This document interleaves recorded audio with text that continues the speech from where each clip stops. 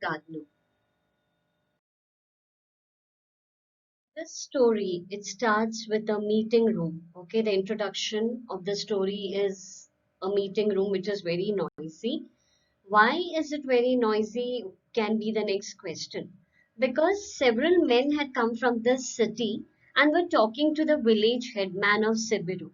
So there was a meeting room and several people had gathered there and they were talking to the village headman of Sibiru. Why and what was the discussion? Well, they wanted to invest their money in flowers to be sold in Jakarta. So basically, a kind of business dealings was, taking place in that meeting room. What was the business all about? To invest their money. But where to invest the money? In flowers. And which, those flowers which had to be sold in Jakarta. There were farmers, several villagers who had to be given some guidance as they had no experience in growing flowers. So later, they are telling you who all attended the meeting. There were farmers and there were several people who didn't know the ABC of farming. So they also wanted to get some guidance. So they were also there. And this was the first time that the investors and the farmers would be meeting in person. So that is why all that discussions were going on, and that's why the meeting room was very noisy. And after the headman of Sibiru and the investors had spoken, those who were interested in growing flowers were requested to hand in their names to Mrs. Sri. So they were asked that after the discussion is over, whoever is interested to grow flowers, only those particular group of people would be giving their names to Mrs. Sri. The neighboring village of Sihejo, which had the most suitable soil and climate for a flower plantation, was represented. So each part of that village, not only a particular village, there were many who had joined in over there. So now all the villagers can't come, right? So one representative was sent from each section. So like this, there was a place called Sihejo, there was a village called Sihejo, and there was this girl called Ira. Okay, she's the main character of this lesson. She was the girl who represented Sihejo. And she's described as a very cheerful girl of 14 years. And she was the eldest of four children and the only girl child. She had always loved flowers, and as the daughter of a farmer, she knew a lot about growing plants. So they have sent her because she had some knowledge about it, because that was an inborn talent which Ira had. She was a farmer's daughter. So fortunately, that traits passed to her also. She wrote it on the list. After that, she gave her a book, and that book carried all kinds of attractive flowers, the images of the flowers. And she also said that the next meeting would be held in 3 months. By then, Ira would have to study the book in detail, because when something is handed over, she has to go through it. A proper detailing has to be done about what she is going to do, about the work she has assigned, about the work she has committed. That yes, I will do this work. So, for that, a guide kind of a book, it was a guide, it was given to her, and she had to go through it. And the time limit was 3 months, 3 months to read, to understand, and to do the work. Okay. So Ira would have to study the book so that she would know the names of the flowers that were suitable for growing in Sehejo, how to plant them, what fertilizers to use. These details were mentioned in the book, and for that place which had a good climate and good soil, these particular kinds of flowers would really grow well over there. They would bring much profit to the people who are investing in that. All these details were given in that book. Now, here a challenge Ira had to face. Let us see what is it. Ira did not look cheerful on her way home. How could she understand what was written in the book if she didn't even know how to read it? So, here the biggest challenge she faced was she did not know to read. Okay, like kind of an illiterate, you can say. Now, is there any particular reason for that? Let's get into it. Oh, how she regretted having thrown away her chance to study. That means there was an opportunity that came knocking at her door to study, but she gave up that opportunity. Elementary education was very compulsory in their village, and at that time she must have registered to study. But then the moment, or maybe days after, she got a hold of typhoid fever. It affected her body, and then she had to stay at home for a month. So in that month's time, what happened to Ira? She became lazy, and then she didn't feel like studying. She loved passing her time. She saw that this is much fun, just passing the time. And since she was from a very creative background, she used to keep on spending hours drawing pictures.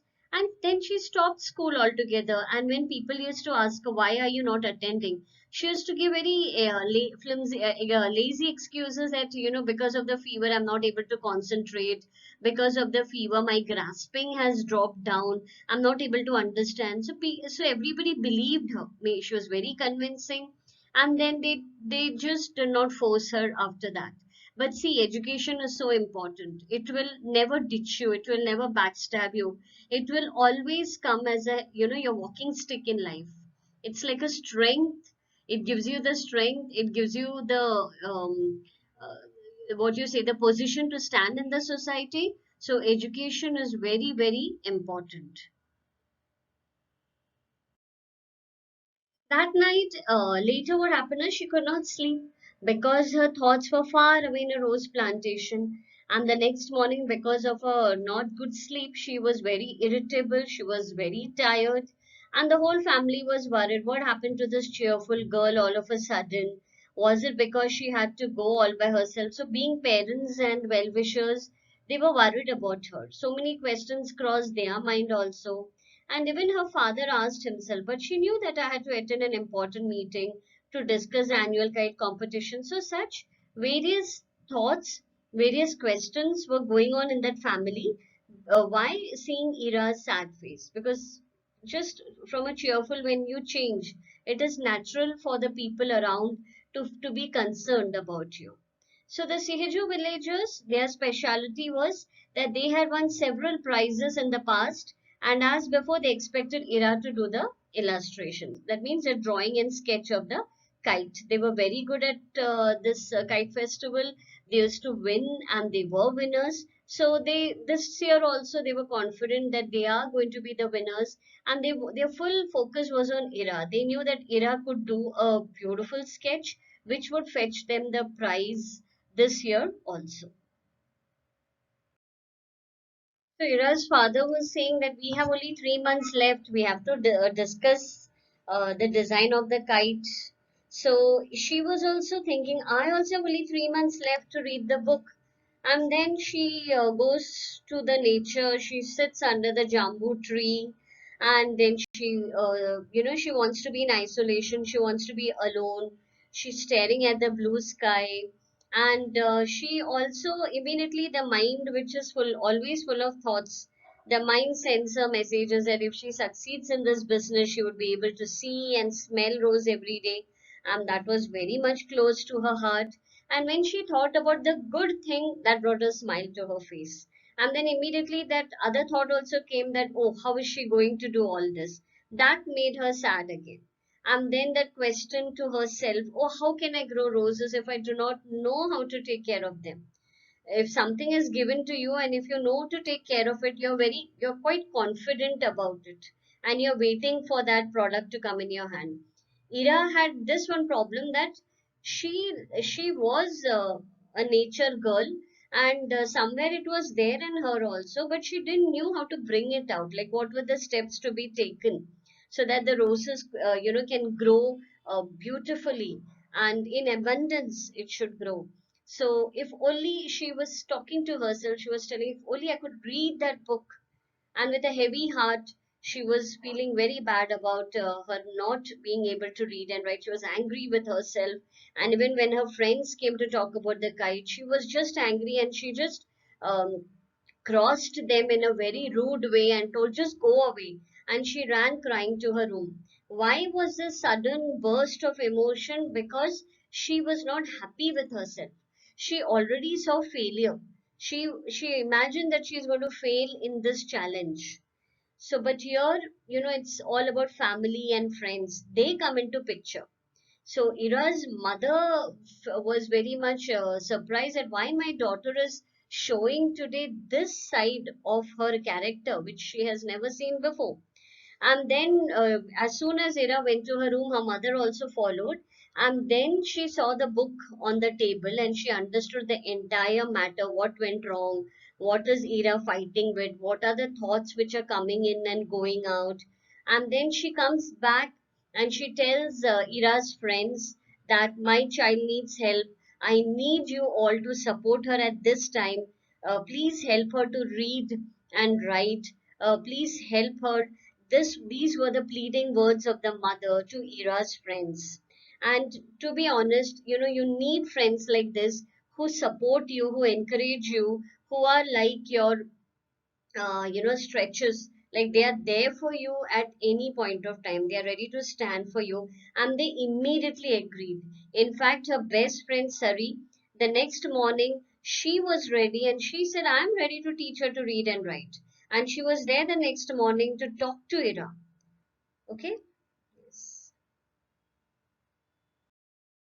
So she was saying, this is unbearable because I can't read and I won't be able to have that flower plantation, which was my dream. So she's sharing all her concern to her friend. And then she felt little better. Once you share all your problems, you feel little lighter. So she was telling all this and immediately looked at the true friend's reaction. She just gave her that confidence, saying that don't be sad, Ira. I'm going to help you. I'm going to teach you every day until you're able to read and write. You mean it? Cried Ira. She was so happy on hearing that comforting words that, yes, my friend is there for me. Yes, my support is there. Immediately that confidence comes. But we have only 3 months' time. So this was the question. She had so many things going on in that little mind. I have got the kite sketching also. I have got this work also. So those all things she was fighting with. So what her friend suggested is that let's forget the kite right now. Let's now focus because you're already good in designing. It will come automatically to you. So you don't think too much about that. Now our focus should be to read and to write, and we are going to do that right now, one thing at a time. What is the biggest priority? What is the first work we have to do? That we are going to focus on. So right now we have to concentrate on your lessons first. If you do your best, you will be able to read within 1 month. So this is not so hard. I can teach you, but I need your support. I need your cooperation. You have to be regular. With all this talking, Ira felt really very good. And she said, I will do my utmost. I'll try. I'll give my best and I will come out of this. This is what she told her. So a very good communication happened between Ira and her best friend. Ira made good progress. Soon all her friends joined in teaching her to read, to write, and to take dictation. In the end, the book about flowers was read and discussed in the classroom by all. So there was a good group learning over there. Everybody was helping each other, which made the work lighter, better, and effective. So she learned to read finally. Ira was grateful to her friends. Gratitude is very important, and Ira was really very grateful. And one day she told them it was time to help them with the kite, and everybody was very excited. First they spent many days, then that all that discussing the shape, the size, the design, they all got together, so many creative minds together, and they were busy designing the kite.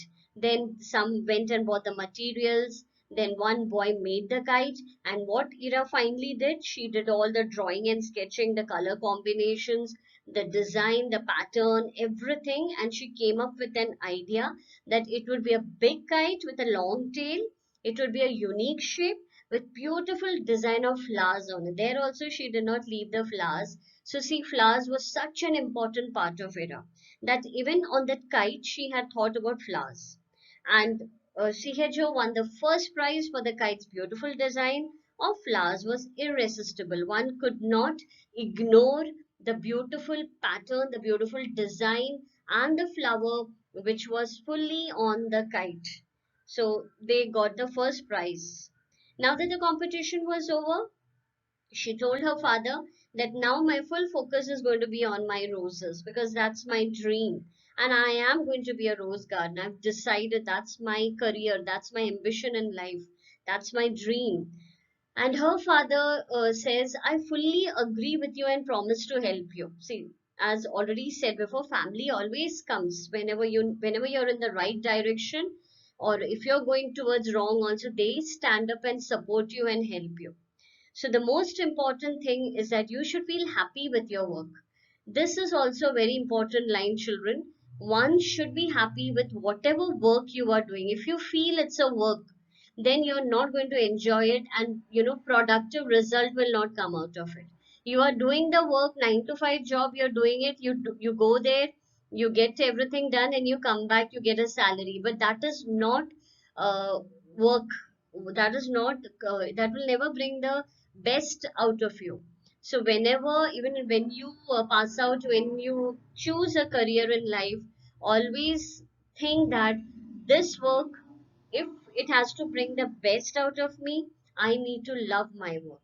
So that is a beautiful line which her father told her. 2 months passed. Ira's garden had never looked so pretty.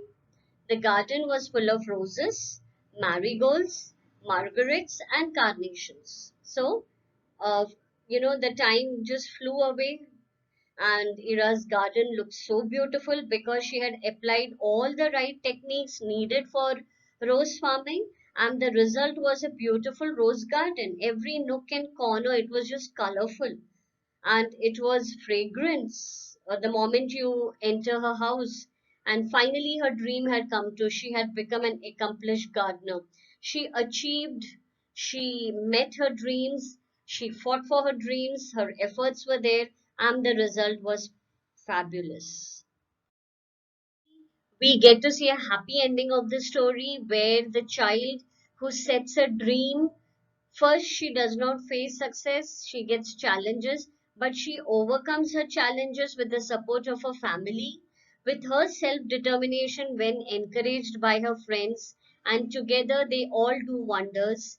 And the moral of the story, there are so many morals hidden in this beautiful lesson. First is follow your dreams, second is enjoy your work, and third is family is everything. Family encourages you, so never try to drift away from family, because they are your genuine well wishers. They will always be there for you. Selection of friends is very important in a person's life.